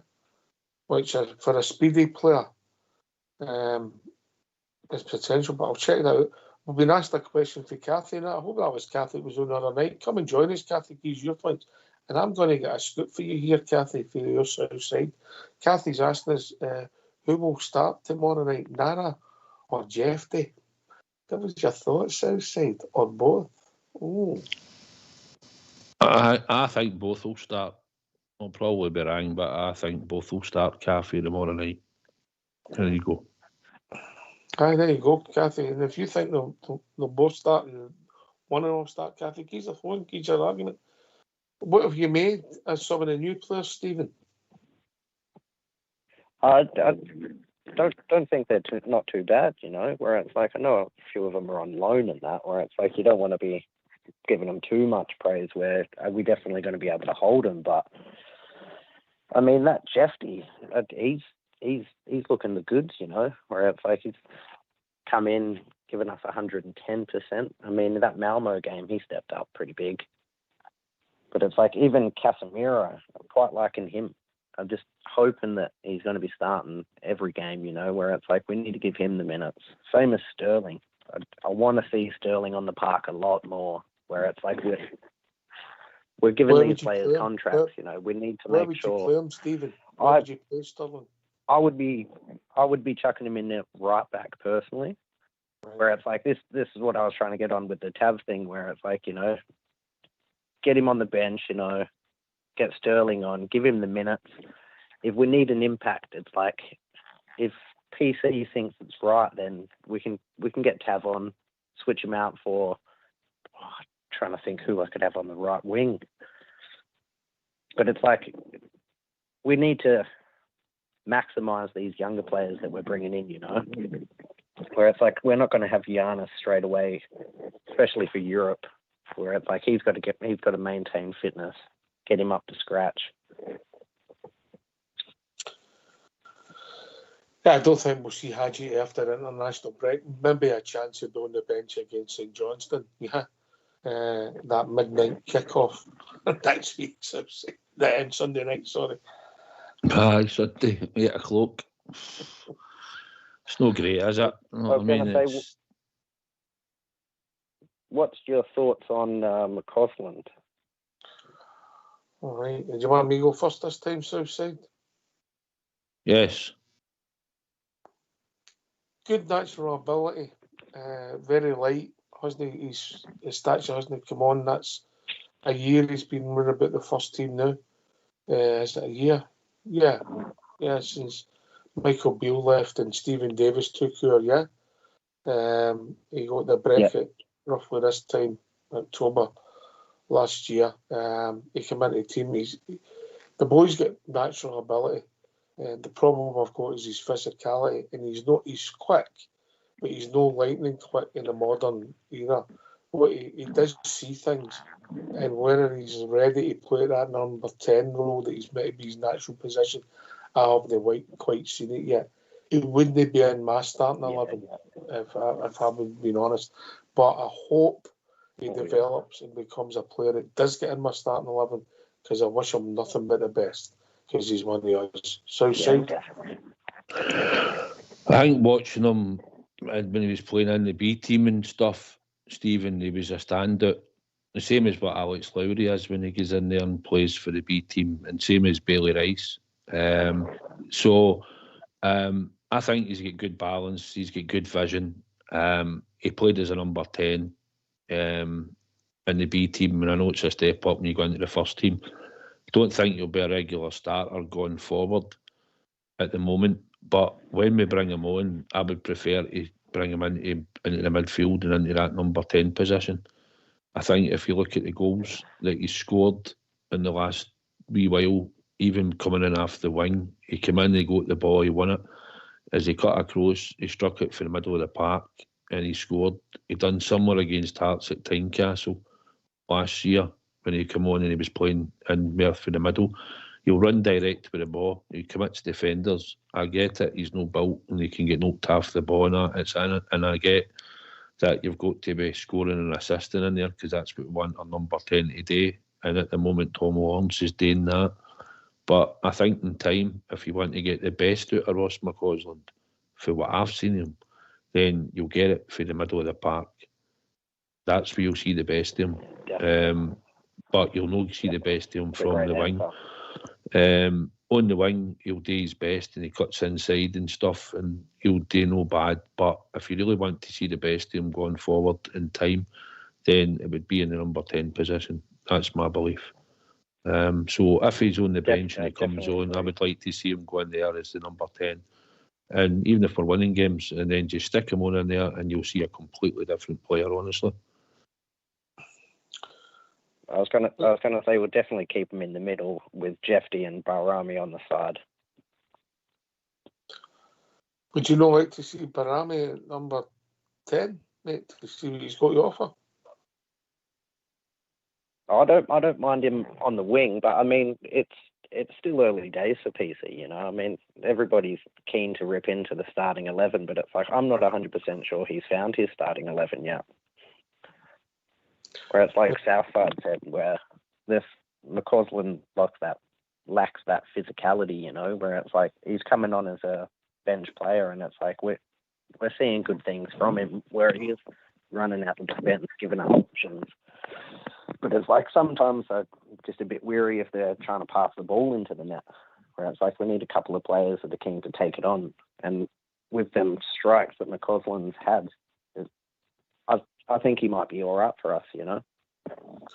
I wish him nothing but the best. I don't think he'll start tomorrow night, but you never know, Stephen. Oh, I think PC will probably bring him in off the bench again, where it's like he had a good impact for us in the Malmo game. I mean, definitely brought something to the table for us. Yeah. Man, so say. I don't think he'll start tomorrow night, McCausland. He does lack a bit of physicality, you know, that I agree. But he is a good wee player. He's technically good. He took a bad tackle and it sort of set him back for a wee bit. And see, because they're all young that we've got in our squad, and Connor Barron's the same. Listen, he's had really good performances and doing that, but he's another one. He's a young boy. He will have a dip in form at some point. It's going to happen. And Jefty's a young boy. Diamante's still young and that. So we've got a young squad trying to build them up. And all these players will at time maybe have a wee dip in form. But Ross McCausland's been a shining light. He's came through the academy and you're hoping that over time he'll make it, and should somebody come in from a few years down the line and he's still with our squad and he's doing well and he wants to go, then hopefully we'll get a few quid in from him. And that'll be one of the success stories that we got a boy for the academy, brought him across for Northern Ireland and brought him up, and we sell him for decent money should he want to leave. Yep. Right, Stephen, we're going to play the Jack Butland interview. So listen, mate, last word for yourself. And by the way, thanks for joining us. Great first time call. I think I'm right when I say that. And don't be a stranger. Come and join us again all the way from Perth, Western Australia, mate. Yeah. And I hope it rains for 40 days and 40 nights. And you get the rain that we're getting, yeah. Oh, it's a bit of drizzle at the moment, but definitely appreciate it, guys. Thank you very much. Brilliant, mate. Absolutely brilliant call. Southside. No, thanks very much for phoning up, mate, and being a first-time caller. I'm glad you phoned in. It sounds like you've been a long-time listener. But I like to say, the show's just for people like yourself, mate, that can phone in, have a chat, and talk about the greatest team in the world that we all love. You know, so thanks for phoning in. Right? I really appreciate it and enjoyed your topics and your opinions, mate. No worries. Pleasure, guys. Thanks for having me. Cheers, Steve. Cheerio. We're going all the way from Perth, Western Australia. We're going to get it for Jack Butland. Stephen was on the phone there. And then hopefully we'll get a few more callers giving us their predictions for tomorrow night. So let's hear from Jack Butland. And this one's for Linda. He cheer her up. Jack, what's the mood heading into another European clash? Yeah, really good. Really good. Coming off a good few weeks, good few results. So there's good confidence in the camp. A great result away from home last week. Followed that up with a win on the weekend. So the confidence is high. Last week in particular, what does that do for belief? I know the manager said that there was no belief problem anyway, but it must still give everyone a real feel-good factor about this competition. It does. Not only because of that, because there's a new format. You know, it's a little bit new to us all. We obviously have great confidence in ourselves and what we can do at home and what we've done in the past at home. But we've had some great results away from home as well, and that certainly helps. I think that's going to help us hugely in this format. So getting off to a good start puts you in a good position in that league format, and hopefully we can follow it up tomorrow. So the belief's definitely there. Even although it's a new group of players, and then you got a taste of this last season, it feels like for a number of seasons there's something about this competition that brings out the best at Rangers. You can feel that now that you're involved. Yeah. They're huge games. It's a huge club, and to be involved in high profile games, important games against good European opposition, there's not many players that are going to turn that down and not want to be a part of that. So whether it's as an individual or as a collective, these are huge games for yourself as a player, and for us as a club. We've got a great history and we've done well in the competition in recent years, and we're looking forward to hopefully following that up. Jack, how do you feel about Giannis returning to the first team training squad? Good. He's a great kid. Someone that I haven't seen a lot of from a playing perspective in my time here so far. But clearly there's a fantastic player there. Obviously he's represented his international side as well. He's a great player and a great kid. And he's been integrated back in. When he'll feature, that's for the manager to answer. But he's a great lad around the place, and we're glad to have him. As a senior player, did you or any of the other players, Jack, try and get involved to try and get Giannis back in, or was it solely left to him and the club? Between him and the club. I think as players you support your teammates as much as you can.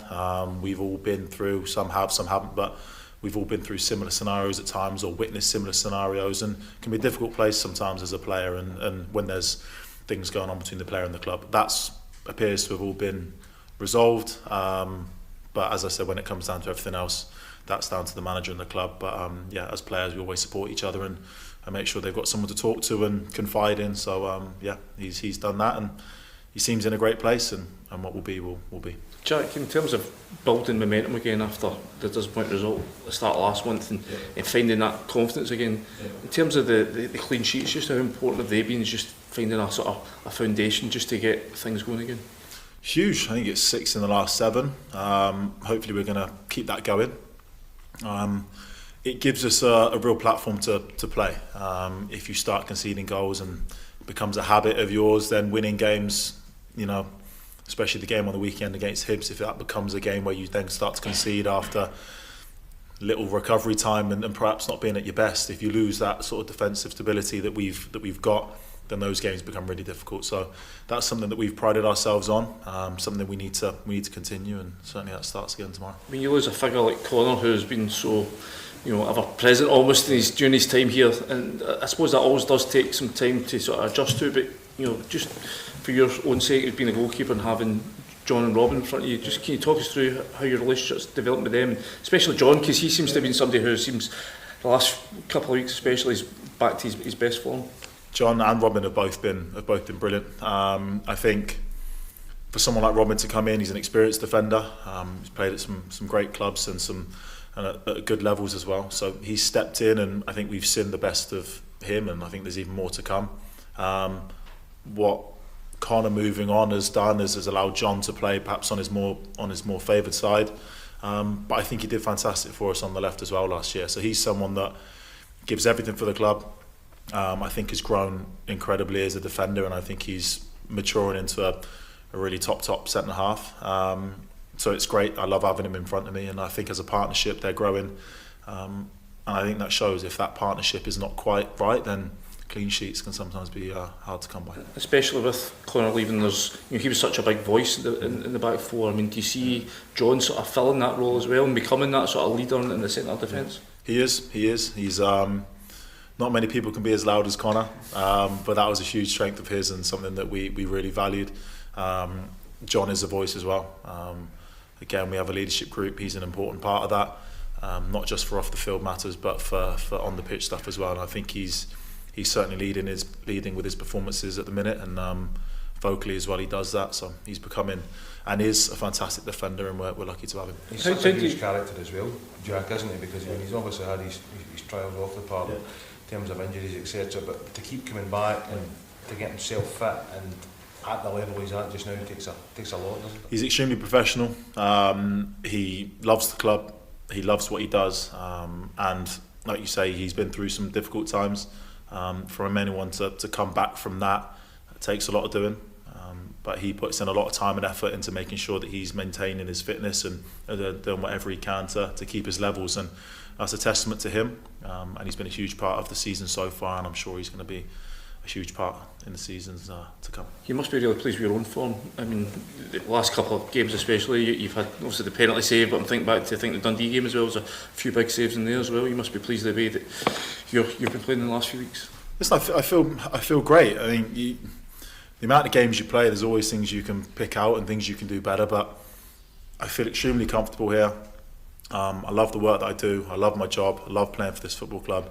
And I think all of that, with a bit of maturity in there as well and getting a little bit older, you learn how to be at your best, perhaps more often than not. So I'm in a really good place. I'm enjoying it, and yeah. So for me, things just one game at a time. Just enjoy it and just try and help the team when I can. Some games recently I haven't had to do so much, and sometimes you have to, and that's just part of your job. And ready when I need to. Jack, can you talk? Enjoy these European nights, taking it to a different level, facing a different opponent. Yeah, they're huge. They're games and teams with huge stars, huge budgets, huge European credentials, and for us, it's an opportunity to test ourselves. Something we've never shied away from.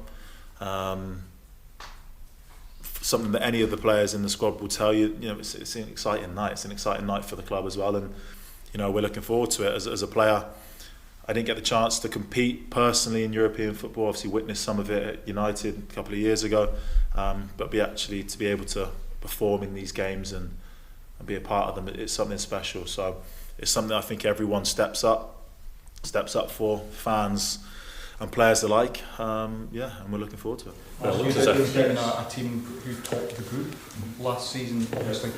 In your opinion, what is it that's enabling Rangers to do that, to raise the level and to compete either against better teams or teams from better leagues? The challenge, the old the underdog story, people that don't think you can, and I think that's always something that keeps this club coming back, is that, if you want to write us off, go for it, but we'll relish the challenge, and that's certainly something that we've done in the European games and something that we need to continue throughout all competitions that we're in.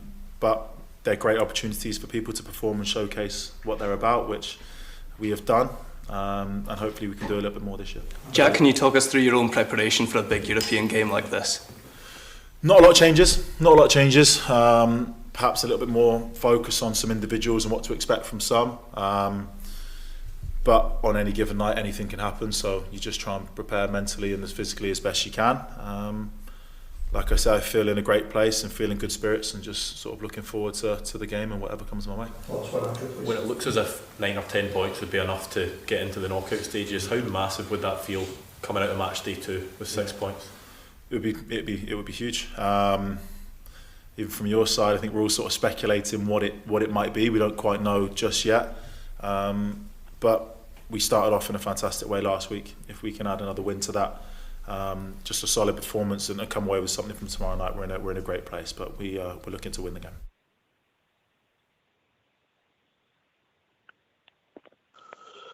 Well, thanks for that, Fox. Will Blue. Listen, a lot of comments there in some of the lobbies. I think most of them were directed at me and you there, Southside. Gorgeous, and some of the other things that were thrown about there. Jack Butland certainly gets some people talking in the lobby. It's not always about football. No. Is that right, Shona? Yeah.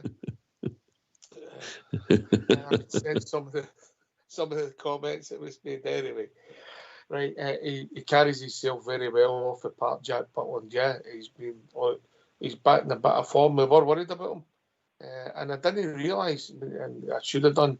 It is six clean sheets in 7 games. I said the word 7 there. That seemed quite a popular number on the right Southside. Yeah. 7.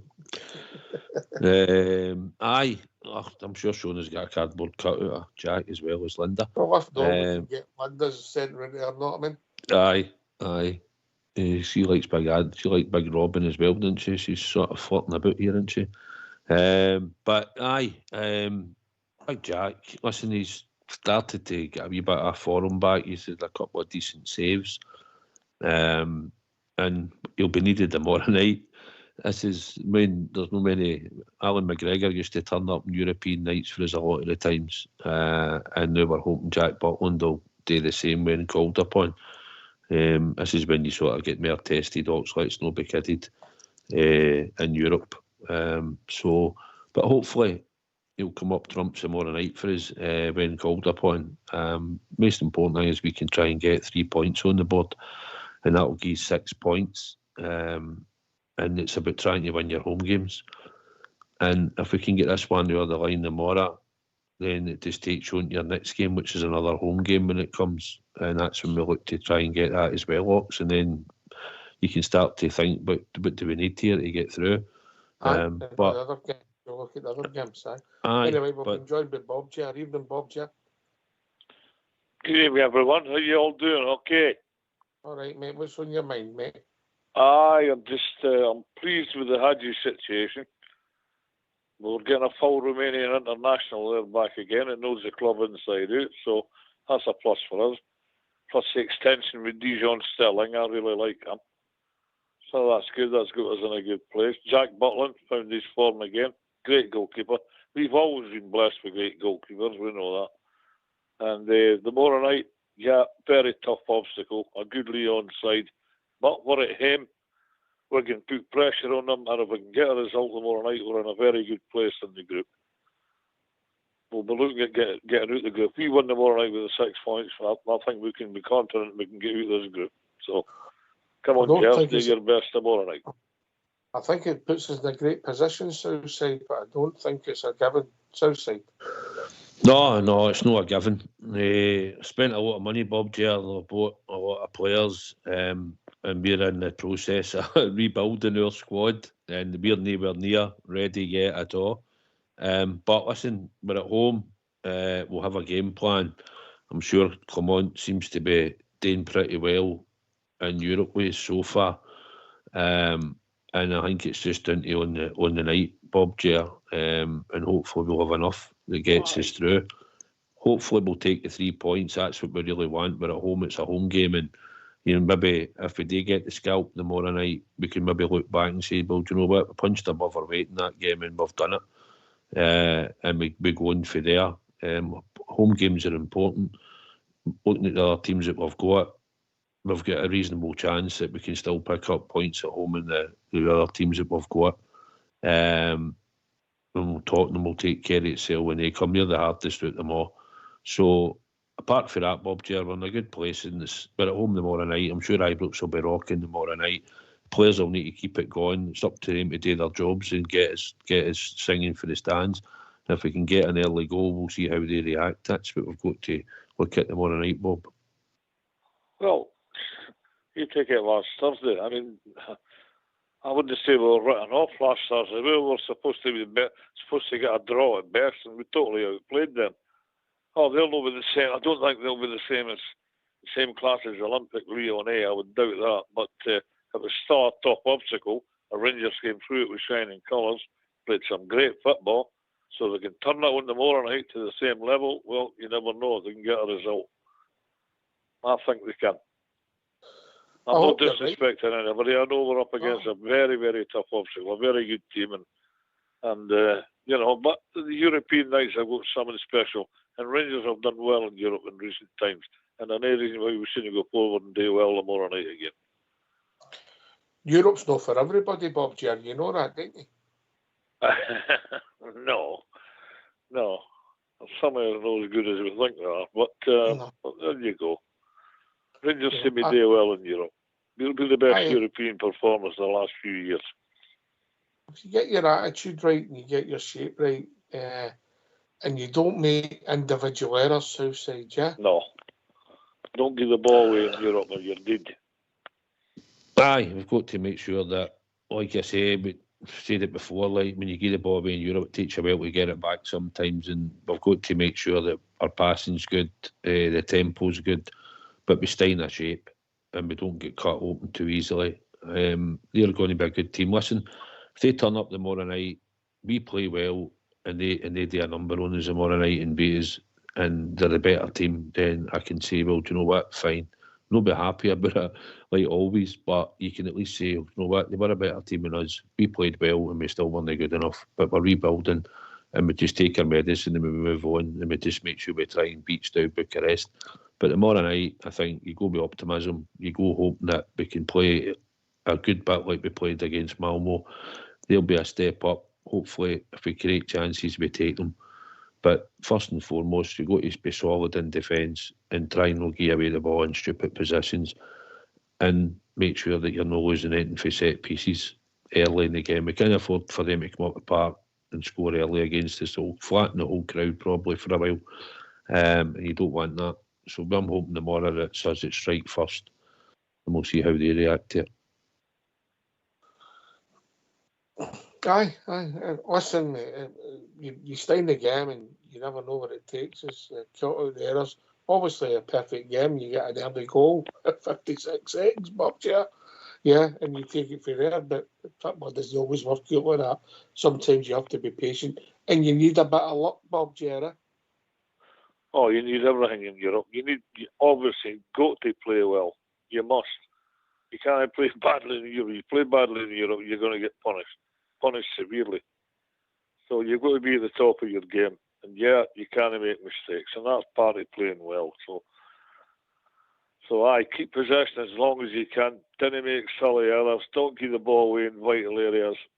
Close down, all the usual things that goes along with it. Weekend we're up against a tough cookie tomorrow night. Well, so are they. Rangers are a tough cookie at Ibrox from anybody. We're in a bit of a transition, but I don't know. I think the makings are no bad side here. So they played really well last week. So we're going here with a lot of confidence and a lot of hope. So here's what it carries the day tomorrow night. But if we do go down tomorrow night, we're not out the group. There's plenty of games to go yet. Yeah, it's a different format. You see where it is, you want to stay in it. Aye. I've just been getting a message, Southside. I don't know what's happened, but I can't comment on some of the messages that's in the lobby because some of them are X-rated. That's what I've been sent, Southside. So Jack Butland certainly caused a stir, but it's not in the football department, mate. All right? Just letting you know, mate. Just letting you know. Yeah. And the ladies know what I'm talking about. Talking about ladies. Hello.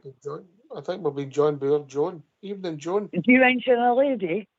Yes, I did. Right on cue. You're very kind. What's on your mind?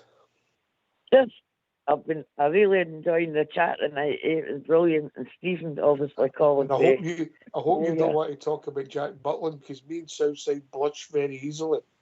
Carry on. No, Jack Butland. Listen, I'm past the stage of Jack Butland. Come on. No, he's too young. Oh well, Bob Ger, there you go, boy. See, you're right, Bob Ger. You've all got a chance. How you doing, John? Lovely to hear from you, sweetheart. I'm doing fine, sweetheart. Yourself? Oh, I'm doing okay. I'm doing all right. That's good. I'm looking forward to tomorrow. What's on your mind, John? I'm quite confident for tomorrow. I think we might just do very well and surprise one or two people. But I've got a wee bet on for us to win. Well, don't mention bets with Southside's about, but let's hear it. No, it's just that it's only a few pounds on what I managed to get at the bookies, eh? Right. So we'll see. All right, good luck. Good luck. I hope it stoats. I wish I'd had the chance and minded about the Super 6 at the weekend. Well, you wouldn't have been saying that for the last 57 weeks, but carry on, Southside. Aye, well, John, somebody's managed to cash out, and somebody's managed to freeze a bit and come in on Saturday. So, you got to use the tools that are available. Aye. That's right. But no, John, listen, I'm confident myself tomorrow, but I know this will be a step up. They're not playing so great in their league, but let's not be kidded. They've spent a lot of money on a lot of players and they're sort of rebuilding, but they've had a lot more money to spend than we have. But listen, we're at home, we're at Ibrox. You know what can happen on a Thursday night at Ibrox. That's right. In the Europa League. And listen, we've got nothing to fear. Behind them. Yep. And as long as the team play well, get forward, and if they can get that early goal, you know Ibrox will be rocking. And like you say, we'll see how they react, and then we'll just have to keep going at them. And if we could get a 2-goal lead at any time, then I think that'll be us. I think we could probably go on that night and hold on and win, maybe even get an extra one. But they will be a hard team. It will be a hard game. But listen, we don't need to fear them. We fear nobody at Ibrox. That's right. If we have 11 players playing on the night and they play well, we take our chances. And if we can keep that door shut at the other end, then we've got a right good chance of taking the 3 points. Key 6 points, and then we'll see where it takes us in this competition. Right. I just hope if we're lucky enough to score first, that we didn't get complacent. Do you know what I mean? If we're lucky enough to score the first goal. Because sometimes you find that just kind of they ease off a wee bit. We need to keep going and be in there all the time at them. I think with this format, because you don't play home and away, I think what you're going to get is more open games. I don't know what you think, Bob G. The games have been open. There's been a lot of goals scored in Europe this season due to the, as you say, the change of format. You can't sit in and hope. Did you mention a lot of goals scored, Bob G? In Europe this year. How you know noticed that now? I wonder what game you were talking about. Carry on, Bob G. Kind of 7 up. I thought I was the one with the well done up. That's a different way you look at the game. Now you got a lot of teams attacking each other now, away from him, because he's used to sitting and hope for a result and finish the job with him. And they juggle the route with us away goals count double. But no, I think this format's a wee bit better. It's made for attacking football, more goals. So hopefully Rangers can be part of that tomorrow night. Say two teams gone at one another. But good luck to the Gers, obviously. Well, for the Mr. Fox, who's posted in one of the chats, he said, too much optimism on here, I'm feared the worst. LOL. Come on, Fox. We're due lift. We're due a result. You're going to be optimistic. Yeah, we're being realistic, Bob G. We know that it's a difficult side. They've spent a lot of money. They've got some good players, but we're hoping our team can rise to the occasion, yeah? That's for sure. I think Mr. Fox will see a good game, I think. Mr. Fox, the Bajami double, was that fair, Southside? Yeah, 100%. Aye, definitely. You know, right away, I've seen the similarities there. Aye, no, I noticed it myself. He's certainly got that facial expression, and he certainly can tell he's been working out at the gym a wee bit because he's getting the physique back, isn't he? The only thing is, I hope Bajami goes to the bar quicker than Fox, That's a bit harsh because he doesn't go, but at least he gives you the money to go. I'll give him that. I don't mind that. That's fair play to him. unlike one or two others in the company in the past, no. Anyway, we digress. Right, how's it going to go tonight, John? Come on, you put your bet on. You put your prediction out there for everybody to hear. I'm going. Oh dear, I didn't want to say it in case I'm going to go 2-1 to Rangers. That'll do me. That's fine. That's what I've put on. Aye. And I hope I've no cursed it now. No. Listen, any victory would be me. Any victory. I think there could be goals in the game. Bob, yeah. Possibly. I'll go with John. I'll go with 2-1 Rangers as well. Okay. I think so. Southside, I'll even take 3-1, but I don't know. 2-1 Rangers for me. Aye. How do you see it panning out, Southside? Hopefully we'll score early in the first half. We'll run out 2-0 victory. We'll have a few scare moments, I think. But I expect that in Europe. But I hope we come away with a clean sheet and we stick to one in at each end. First and second half. That'll do for me. Ibrox rocking by the end of the night. Yeah, that would be a good result. It would be a good result, but I think they'll score the one. On YouTube, Sky always said it would be a great boost to get 6 points. Yep, I agree. In the first 2 games would be a brilliant position. Wouldn't have been predicted before last Thursday. We can do it, but we need to take our chances. I think it's the two ends of the park have to work well tomorrow night. We have to defend well, the individual errors, and we have to be clinical. And let's be honest, Bob's here. We defended well last week, never lost a goal, but we weren't clinical in front of the goal, were we? No. God, we could have scored 5 or 6 last week. That was the pleasing thing about it. Some of the open football we played was great. If we could play half as well as that tomorrow night, we'll be doing okay. But now we should have been a bit more clinical in front of goal, especially the Cherny one, which was right through the keeper. But, if you get a chance tomorrow night against a quality side, you've got to take it. You must take your chance. So hopefully Rangers can be clinical in front of goal. I ken the goals have been a bit limited this season due to the big man, but he's done well. So hopefully he gets a couple of chances tomorrow night. And Barjani gets a chance. I believe that laddie will score a few goals for Rangers. Is it doing this? If you get a chance against a quality side, it must be taken. You've got to. Defend well and take your chances. That's what we decide. I was too bothered about Europe this year. I said it last week. I want to get success domestically first, but I've got that feeling now. If they want to cry it battle fever, fair enough.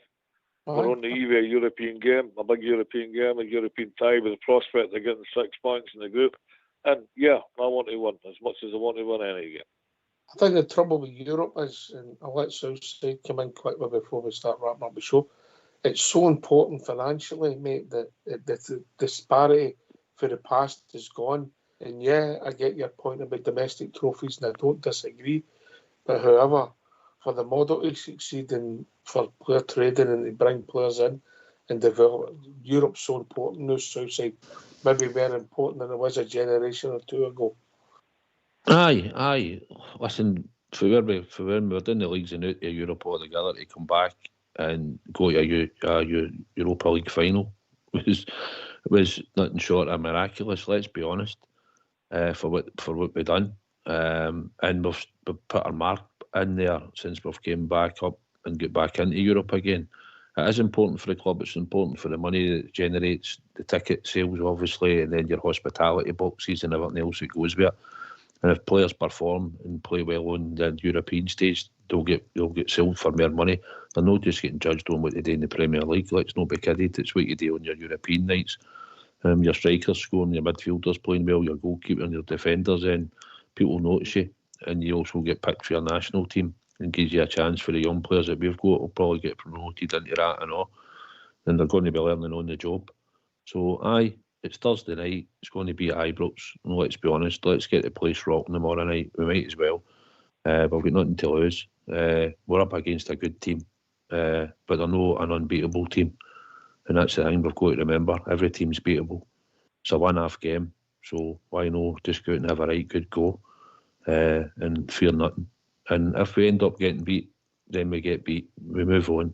It's not the end of the world. We've still got other home games to play and other European games to go for. But for me, the league and the two cups are the most important thing this year for us. But I'll enjoy the night tomorrow night, especially tomorrow. Aye, the two wins in the next two home games, one of them is definitely possible. One's probable and one's possible. But if we can get the two wins, it means that this section of games has been excellent for us. Right, last word, and I know it's difficult for you, John. No, I'm looking forward to it. I think we can do it. I do think we can do it, and I'm no fearing tomorrow night. I must admit, I'm going to unless when I start watching it within the first 10 minutes something dreadful happens. But I mean, no, we've got a good chance. I mean, they just might have an off night. Do you know what I mean? Yeah. I know these millions that they've spent. You know, it's not done them any good. Right. Yeah. Thanks, John. Great to hear from you. Speak to you soon, all right? Hope you get okay. your better. Thanks, Ox. Cheers. Bob, last word. Aye, just ditto, as they say. It's the same for me. Looking forward to tomorrow night. No team is unbeatable. We play well at home. We're a match for anybody. So just last Thursday's performance again, if you can, Rangers. And let's go for it and see where it takes us. Cheers, mate. Even a draw is not a bad result. So thanks for having the night again, Ox, and I'll catch you all later. Cheers, mate. And last to the hero of the evening. Well, second hero. Stephen from Western Australia was the hero. Southside. Aye, looking forward to tomorrow. Enjoyed the show tonight. And just Thursday night, as we say, mate, we've had some special nights at Ibrox. So hopefully Clement and the team will give another special night tomorrow night. And if we can get these 6 points, then it'll be a good achievement for the team and the squad at the moment for what we're doing and try to rebuild. So looking forward to it tomorrow night. I'm sure people that weren't, I'm sure it wasn't as noisy as it should have been on Sunday, but I'm sure tomorrow night I think we'll get a right good racket before the start of the game, and hopefully that will continue. And if the team play positively, the crowd will certainly stay with them the whole game. So let's hope it's a magical night tomorrow. So thanks for having us on. As always, one team, one crown, mate. Yeah. Thanks to everybody who commented in our lobbies tonight. Some of them in the Facebook lobby. We're going to have to get a moderator on there because the temperature gets hot in there Southside. Right, okay. Right, but listen, thanks to John, Bob, and a great call for Stephen for Western Australia. Great to hear from Stephen for the first time. Great call. Thanks to your good Southside, good self Southside. Thanks to Fox and Old School Blue for doing the technicals. Rangers Radio will be back tomorrow night at 7 p.m. with a pre-match show as we build up to a tremendous tie. We're home to Olympic Lyon at Ibrox in the Europa League. Thanks for listening. Take it away, Old School Blue.